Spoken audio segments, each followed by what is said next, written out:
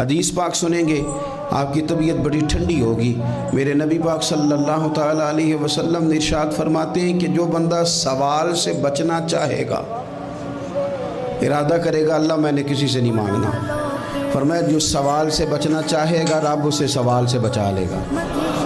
اور جو لوگوں سے بے نیاز ہونا چاہے گا کہے گا یا اللہ مجھے دنیا داروں کا محتاج نہ بنا،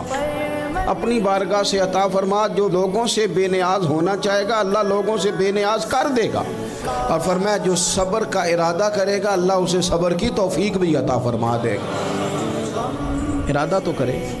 پروگرام تو بنائے، توفیق تو اللہ دے گا۔ جو صبر کا ارادہ کرے گا اللہ صبر کی توفیق بھی عطا کر دے گا۔ اور حضور صلی اللہ تعالیٰ علیہ وسلم فرمانے لگے یاد رکھو کسی بندے کو جو بہترین تحفہ دیا گیا ہے نا،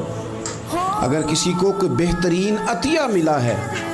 تو پھر اللہ تعالیٰ نے اسے صبر عطا فرمایا ہے۔ یہ بہترین تحفہ ہے، اس سے زندگی سنور جاتی ہے، اس سے انسان باوقار اور مطمئن ہو جاتا ہے، اس سے اس کے شب و روز آسانی سے بیتتے ہیں، وہ دنیا کی پک ڈنڈیوں سے آسانی سے گزر کے اللہ کی بارگاہ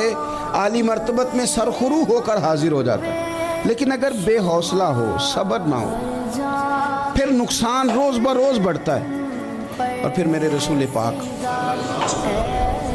صلی اللہ تعالیٰ علیہ وسلم ارشاد فرماتے ہیں کہ اصل بات یہ ہے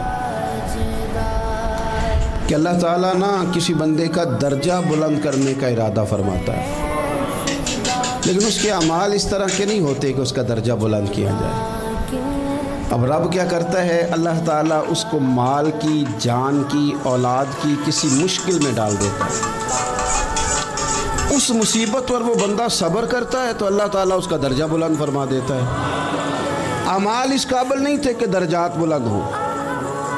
وہ اعمال کی بنیاد پر نہیں کر سکتا تھا تو اللہ نے کسی مشکل میں ڈال کے نا اپنے فضل سے درجہ بلند کر دیا۔